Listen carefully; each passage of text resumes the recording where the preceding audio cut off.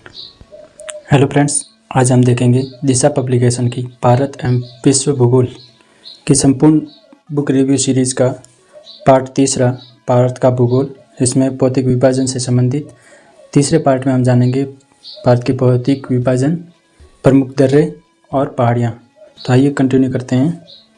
हिमालय चोटियों का निम्नलिखित में से कौन सा एक दक्षिण से उत्तर की ओर सही क्रम है? तो हिमालय की ऊंची चोटियों में दक्षिण से उत्तर का सही क्रम है पीर पंजाल, जास्कर, लद्दाख और काराकोरम। हम सबसे उत्तर में काराकोरम श्रेणी स्थित है। अगला कौन सा पश्चिम से पूर्व की ओर पहाड़ों का सही क्रम से स्थापन है? तो इसमें बताना पश्चिम से पूर्व की ओर पहाड़ों का उपक्रम क्या है? तो ऑप्शन ए गारो, खासी तथा जैंतिया। तो इसके बारे में डिटेल से देखें। भारत के उत्तर पूर्व में स्थित मेघालय को भौगोलिक रूप से मेघालय पठार के नाम से जाना जाता है। इस पठार की पश्चिम से पूर्व की ओर प्रमुख पहाड़ियाँ क्रमशः गारो, खासी और जैंतिया और मिकिर हिल हैं। मिकिर हिल झूम कृषि के लिए प्रसिद्ध है और गारो पहाड़ियाँ की नौकृत सर्वोच्च शिखर है। ये पहाड़ियाँ प्रायद्वीपीय भारत का उत्तरी पूर्वी विस्तार है। गंगा ब्रह्मपुत्र नदी तट के द्वारा बीच में ये अवसादों से ढका है, जिसे मालदा गैप के नाम से जाना जाता है। ये गैप राजमेर पहाड़ियाँ और शिलांग पठार के बीच स्थित है, अतः गारो और खासी पहाड़ियाँ पूर्व घाट का हिस्सा मानी जाती हैं। अगला क्वेश्चन, गारो पहाड़ियाँ भारत के किस भाग में स्थित हैं? ऑप्शन ए उत्तर, उत्तर पूर्व, दक्षिण या दक्षिण पश्चिम। ये कांस्टेबल भर्ती 2020 में पूछा गया था। तो इसका सही आंसर है ऑप्शन नंबर 2, उत्तर पूर्व, यानी गारो पहाड़ी भारत के उत्तर पूर्व में स्थित है। निम्न में से कौन सी उत्तर पूर्व भारत में स्थित एक पहाड़ी नहीं है? यानी इन चारों ऑप्शन में से 3 पहाड़ियाँ ऐसी है जो उत्तर पूर्व में स्थित है और एक जो दक्षिण में स्थित है। इसका सही आंसर है महेंद्रगिरी। गारो, खासी, जैंतिया पहाड़ियाँ किस का भाग हैं? यानी गारो, खासी, जैंतिया किस पहाड़ी का भाग है? तो वह है मेघालय का पठार। ये स्कूल व्याख्याता भूगोल 2013 में पूछा गया। अगला क्वेश्चन, पूर्वांचल हिमालय की निम्नलिखित पहाड़ियों को सही उत्तर दक्षिण क्रम में व्यवस्थित कीजिए। यानी कुछ पहाड़ियों के नाम दिए गए हैं, उन पहाड़ियों को उत्तर से दक्षिण क्रम में बताना है। तो इसका सही आंसर है 2 नंबर, यानी 2, 3, 1, 4, यानी पटकोई, नागा, बेरिल और मिजो, जिसका क्रमशः है। उत्पत्ति की दृष्टि से निम्न पर्वत श्रेणियों में से सबसे नवीनतम कौन सी है? इन 4 ऑप्शन में दी गई इनमें से सबसे नवीन पर्वत श्रेणी कौन सी है? तो इसका सही आंसर है पटकोई पर्वत श्रेणी। तो आइए पटकोई पर्वत श्रेणी के बारे में डिटेल से जानें। पूर्वांचल में पटकाई पहाड़ियाँ, नागा पहाड़ियाँ, मिजो पहाड़ियाँ और मणिपुर पहाड़ियाँ शामिल हैं। पटकोई श्रेणी हिमालय श्रेणियों में स्थित है, जिसका निर्माण टर्शियरी युग में हुआ। शेष सभी दक्षिण तथा मध्य भारत में स्थित है, जो प्रायद्वीपीय पठार का भाग है। उपयुक्त में से सबसे नवीनतम पर्वत श्रेणी पटकोई श्रेणी है। निम्नलिखित में से कौन सा पूर्वांचल पहाड़ियों का एक भाग है? यानी 4 ऑप्शन में से कौन सी है जो पूर्वांचल पहाड़ियों का भाग है? तो सही आंसर है पटकई पहाड़ियाँ, जो नवीनतम है। निम्नलिखित में से कौन सी पहाड़ियाँ पूर्वांचल पर्वत श्रेणी का हिस्सा नहीं है? तो इसका सही आंसर है सेवरोई पहाड़ी, जो पूर्वांचल पर्वत श्रेणी का भाग नहीं है। सेवरोई पहाड़ियाँ पूर्वी घाट का अभिन्न अंग है, जो तमिलनाडु के सेलम शहर के पास स्थित है। यहाँ कॉफी बड़े पैमाने पर उगाई जाती है। यानी जो सेवरोई की पहाड़ियाँ हैं, वहाँ पर कॉफी बड़े पैमाने पर उगाई जाती है। तोरा बोरा की पहाड़ियाँ कहाँ स्थित है? यह दिल्ली पुलिस 2012 में पूछा गया सवाल। तो तोरा बोरा की पहाड़ियाँ अफगानिस्तान में स्थित है। तोरा बोरा एक गुफा परिसर है, जो पूर्वी अफगानिस्तान की सफ़ेद कोह पर्वत श्रृंखला का हिस्सा है। यह नंगरहार के पसीर आवा अगम जिले में स्थित है, जो खैबर दर्रे के पश्चिम में लगभग 50 किलोमीटर और पाकिस्तान में फेडरली प्रशासित जनजाति क्षेत्रों की सीमा से 10 किलोमीटर उत्तर में स्थित है। रोहतांग दर्रा किस राज्य या केंद्र शासित प्रदेश में स्थित है? तो यह है हिमाचल प्रदेश। हिमाचल प्रदेश में स्थित रोहतांग दर्रा हिमालय का एक प्रमुख दर्रा है। यह स्थान मनाली लेह के मुख्य मार्ग में पड़ता है। इसे लाहौल और स्पीति जिले का प्रवेश द्वार भी कहा जाता है। जो रोहतांग दर्रा है वो लाहौल और स्पीति जिले का प्रवेश द्वार के नाम से जाना जाता है। निम्न में से कौन सा दर्रा कुल्लू को लाहौल और स्पीति घाटी से जोड़ता है? बोमडिला, देवसा, रोहतांग या नीति दर्रा। ऑप्शन सही तीसरा, रोहतांग दर्रा। भारतीय सीमा पर पूर्व से पश्चिम की ओर स्थित निम्नलिखित दर्रों को व्यवस्थित कीजिए। लाइब्रेरियन 3rd ग्रेड 2022 में पूछा गया सवाल। तो इसका सही ऑप्शन है 1, दीपू, जेलेपा, नीति, रोहतांगला। दीफू अरुणाचल के पूर्व में म्यांमार सीमा पर, जेलेपला दर्रा सिक्किम में स्थित, जो दार्जिलिंग व चुंबी घाटी से होकर तिब्बत जाने का मार्ग है। नीति दर्रा उत्तराखंड के कुमायूं में स्थित तिब्बत को जोड़ता है। रोहतांग ला हिमाचल प्रदेश की पीर पंजाल श्रेणी में स्थित मनाली को लेह स्मारक से जोड़ता है वो रोहतांग दर्रा है। ये किसी भी कंपटीशन एग्जाम के लिए रोहतांग दर्रा और जेलेपला दर्रा बहुत ही इंपॉर्टेंट है। अगला कौन सा युग्म सुमेलित नहीं है? RS geography 2008 option 2 number Rohtang दर्रा जम्मू एंड कश्मीर ये गलत है। बाकी सभी सही है। नाथुला दर्रा सिक्किम में स्थित है, पालघाट केरल में और बोमडीला अरुणाचल प्रदेश में। रोहतांग दर्रा है जो हिमाचल प्रदेश की पीर पंजाल श्रेणियों में स्थित है। अगला सुमेलित नहीं है। एक साइड में दर्रे दिए हुए हैं, एक साइड में उनकी स्थिति राज्य का नाम दिया हुआ है। तो इसमें माना और नीति उत्तराखंड में ये सही है। बोमडीला दर्रा अरुणाचल प्रदेश ये भी सही है। जेलेपला दर्रा सिक्किम में ये भी सही है।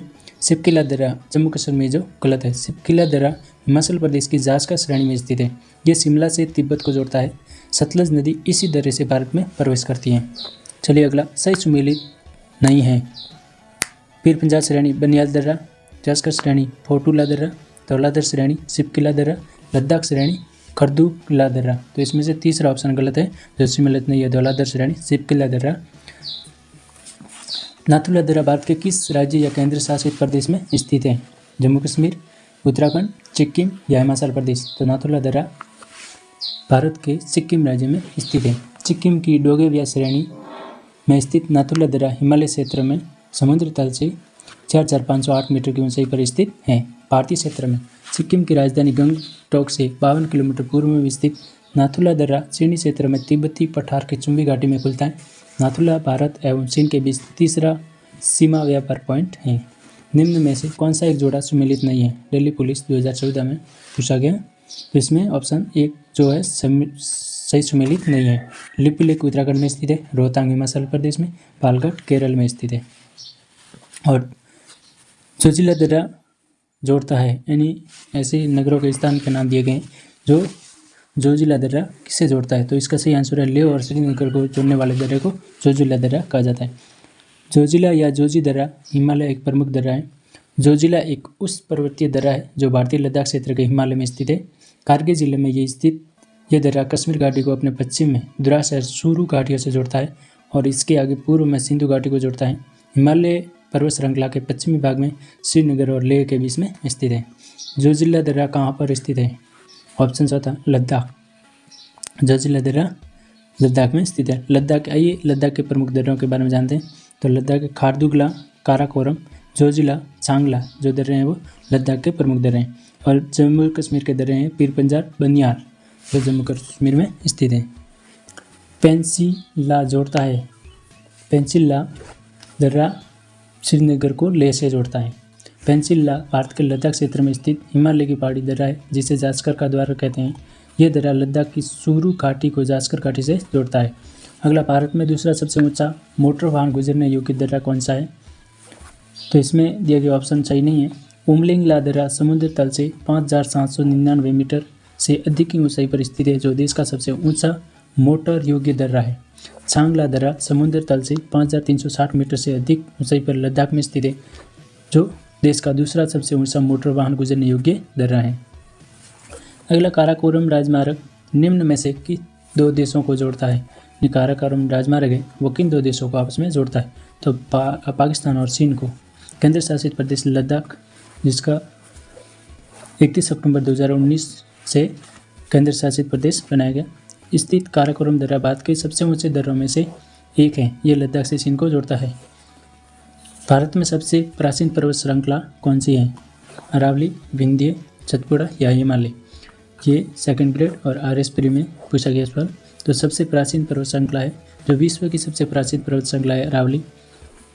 अरावली श्रेणी गुजरात के पालनपुर से लेकर राजस्थान और हरियाणा से होकर दिल्ली तक लगभग 692 किलोमीटर की लंबाई में फैली है।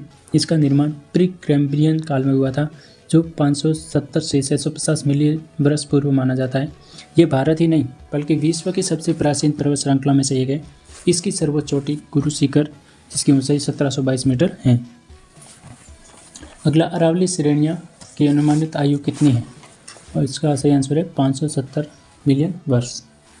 दी गई भू आकृतियों का उत्तर से दक्षिण दिशा में अवस्थिति का सही क्रम है। यानी कुछ ऐसी भू आकृतियाँ दी गई हैं जिसका उत्तर से दक्षिण में क्या स्थिति है। तो इसका सही आंसर है चौथा भाबर, सबसे पहले भाबर, फिर तराई, फिर खादर और फिर डेल्टा। यानी ये जो नदी बहती है उसके अंदर उनके द्वारा निक्षेपों को छोड़ा जाता है, उसके हिसाब से इनका सही क्रम है।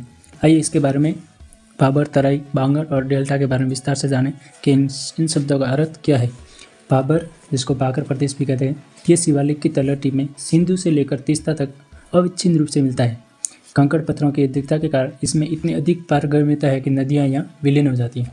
अगला है तराई प्रदेश। ये भाकर प्रदेश के दक्षिण भाग में मिलता है। अत्यधिक आर्द्रता के कारण ये प्राय दलदली क्षेत्र हैं। अगला है बांगर प्रदेश।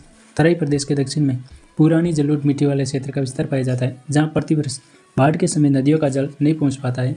ये मैदानी भागों का भाग उच्च भाग यानी ऊपरी भाग है, जो पुराने जलोढ़ों प्राचीन काल से निर्मित हुआ है। इस प्रदेश में कंकड़ पत्थरों के कारण असमतल व उच्च भूमि बन गई है, उसे स्थानीय नाम बोर्ड दिया गया है।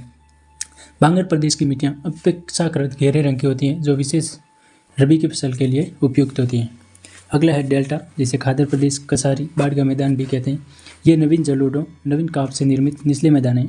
यहाँ बाढ़ प्राय हर वर्ष नई उर्वर मिट्टी लाती रहती है। नदियाँ समुद्र में मिलने से पूर्व जिस स्थलाकृति का निर्माण करती है उसे डेल्टा कहा जाता है।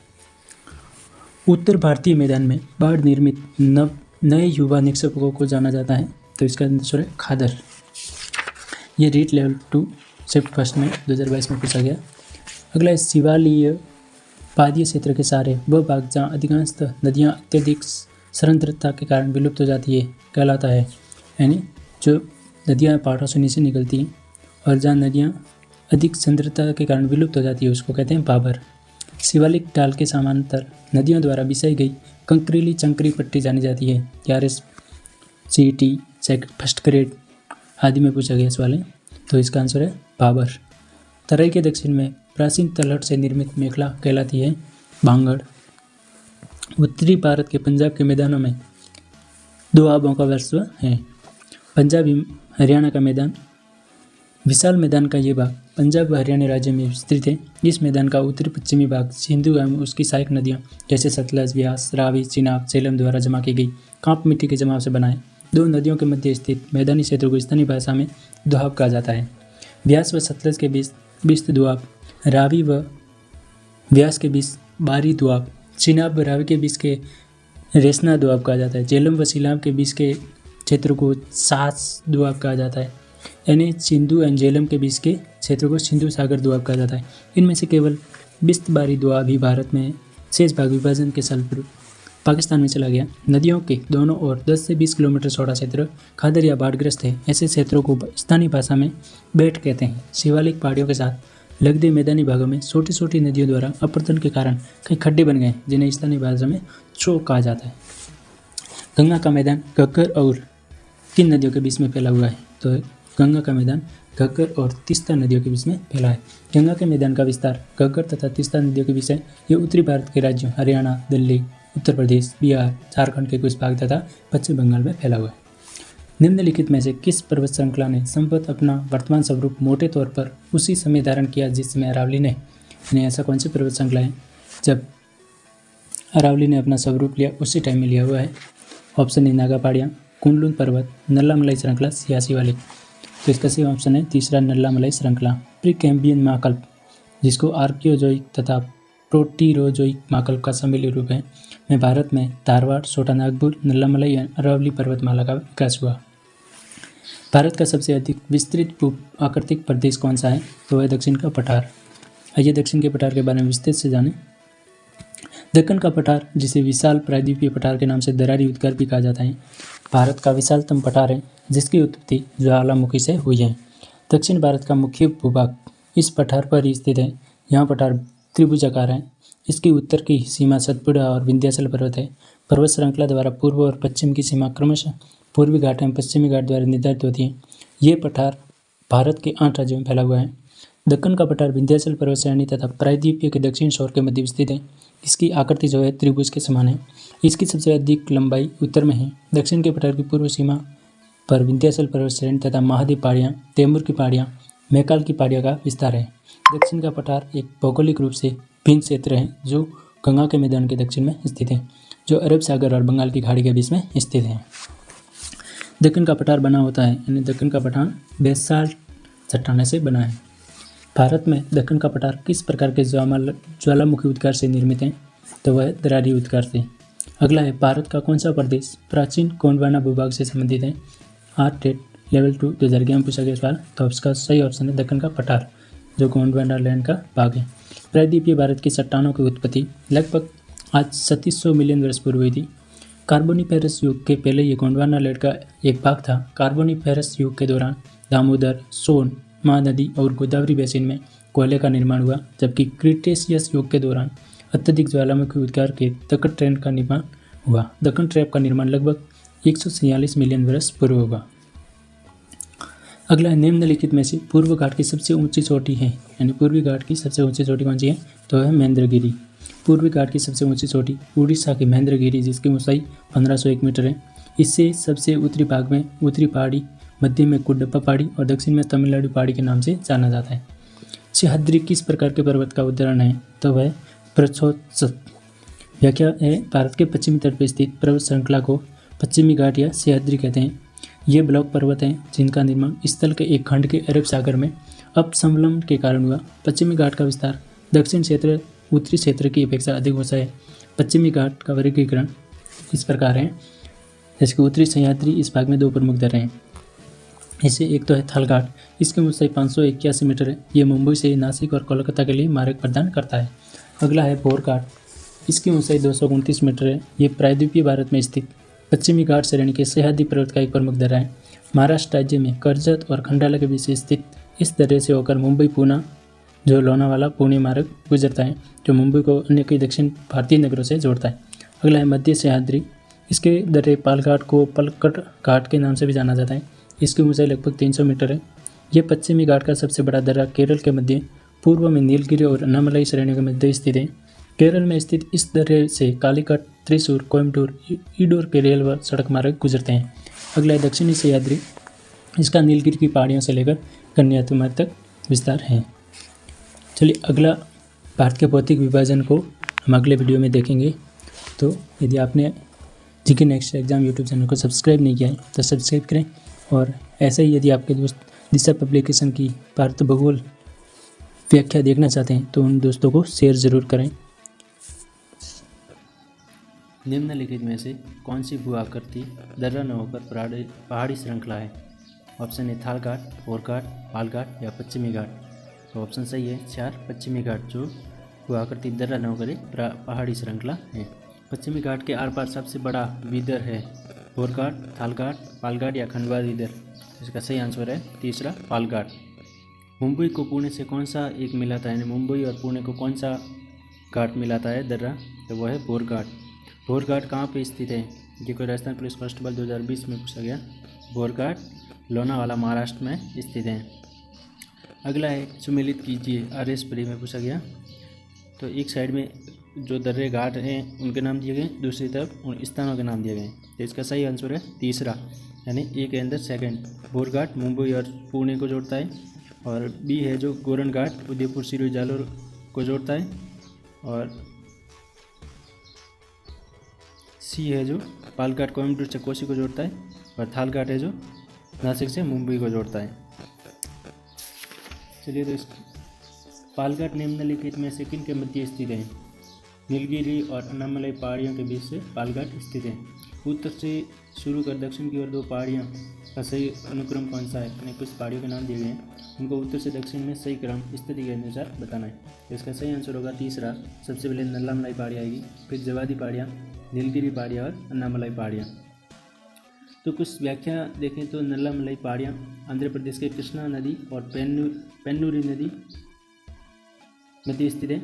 ये पूर्वी घाट की पहाड़ियाँ में पूर्वी तटीय मैदान के समांतर महानदी जो उड़ीसा से बहती है नीलगिरी की पहाड़ियों के मध्य विस्तृत है। जवादी पहाड़ियाँ तमिलनाडु राज्य के उत्तरी अर्काट जिले में स्थित है। पहाड़ियों की रानी के नाम से विख्यात नीलगिरी पहाड़ियाँ पूर्वी घाट एवं पश्चिम घाट के सम्मेलन स्थल पर स्थित है। जहाँ पर दक्षिण में पूर्वी घाट और पश्चिमी घाट आपस में मिलते हैं, वहाँ पर नीलगिरी पहाड़ियाँ स्थित हैं। डोडा बेटा, जिसकी ऊंचाई है 2637 मीटर, नीलगिरी पहाड़ियों की सर्वोच्च चोटी है। मोस्ट इंपॉर्टेंट क्वेश्चन बनता है ये, और ये क्वेश्चन एग्जाम में बार बार पूछा जाता है कि नीलगिरी की पहाड़ियों की सर्वोच्च चोटी कौन सी है? तो है वह डोडा बेटा। अन्नामलाई पहाड़ियाँ केरल एवं तमिलनाडु की सीमा पर स्थित है। इसकी सर्वोच्च चोटी अनाईमुडी, इसकी ऊंचाई है 2695 मीटर। ये चारों पहाड़ियाँ मुख्यतः आंध्र प्रदेश, तमिलनाडु एवं केरल राज्य में क्रमशः उत्तर से दक्षिण की ओर घटते क्रम में अवस्थित हैं। ऊटक मंडक या ऊटी नीलगिरी में स्थित है। ऊटक मंडक या ऊटी नीलगिरी में जो चाय के लिए बहुत ही प्रसिद्ध स्थित है, जहाँ चाय उत्पादन होती है। डोडा बेटा चोटी स्थित है। ये आरएसपरी और हेडमास्टर में पूछा गया उस वाले। तो डोडा बेटा जैसे कि अपन ने पहले व्याख्या में देखा था, तो डोडा बेटा नीलगिरी पहाड़ियों में स्थित है। निम्नलिखित में से कौन सी पर्वतीय चोटी पूर्वी घाट में अवस्थित नहीं है? तो पूर्वी घाट में जो स्थित नहीं है वो है सलहेर। भारत में महाराष्ट्र के नासिक जिले में सतना तहसील में वागम्बा के पास स्थित सलहेर है। महाराष्ट्र में कालसुबाई के बाद 1567 मीटर और पश्चिमी घाट में 32वीं सबसे ऊंची चोटी है। निम्नलिखित में से कौन सी प्रायद्वीपीय भारत में पश्चिमी घाट की सर्वोच्च पर्वत चोटी है? यानी प्रायद्वीपीय भारत में पर्वत चोटी कौन सी है? तो वह है अनाईमुडी। अनाईमुडी दक्षिण भारत की सर्वोच्च पर्वत चोटी है। इसकी ऊंचाई 2695 मीटर है तथा ये केरल के इडुक्की जिले में स्थित है। ये चोटी पश्चिमी घाट पर्वत का भाग है। पेयाच पाए जाते हैं मालाबार तट, कोंकण, कोरोमंडल या काठियावाड़ तट पर। तो स्कूल व्याख्या था भूगोल रीट 2022 में पूछा गया है। तो इसका सही आंसर है मालाबार तट। मालाबार तट की विशेष स्थलाकृति क्या बैक वाटर्स, जिसे मछली पकड़ने और अंत स्थलीय नौकायन के लिए प्रयोग किया जाता है और पर्यटकों के लिए विशेष आकर्षण का केंद्र है। केरल में हर वर्ष प्रसिद्ध नेहरू ट्रॉफी वलाम काली यानी नौका दौड़ का आयोजन पुनः मध्य ख्याल में किया जाता है। ये एनसीईआरटी स्रोत 11वीं क्लास से लिया गया है। भारत में करेवा किससे संबंध है? करेवा का संबंध कश्मीर से है। कश्मीर हिमालय करेवा के लिए प्रसिद्ध है, जहाँ जाफरान की खेती की जाती है। कश्मीर हिमालय में अनेक दर्रे जैसे करेवा, हिमनद, चिकनी मिट्टी और दूसरे पदार्थों का हिमोट पर प्रतिक्रिया में जमाव है। ये लेबोरेटरी साइंस 2022 में पूछा गया। तमिलनाडु व आंध्र प्रदेश में तट का नाम है कोरोमंडल, मालाबार, उत्तर सरकार, कोंकण। यानी तमिलनाडु व आंध्र प्रदेश तट का नाम, तो इसका सही आंसर है कोरोमंडल। कोरोमंडल तट का विस्तार भारत के दक्षिण प्रायद्वीप के दक्षिण पूर्व में आंध्र प्रदेश के फर्स्ट डीबी बिंदु कृष्णा डेल्टा के पास से तमिलनाडु के कैप कोमोरिन कन्याकुमारी तक है। कौन सा तट भारत के पश्चिमी तट का भाग कौन सा नहीं है? तो वह है कोरोमंडल तट।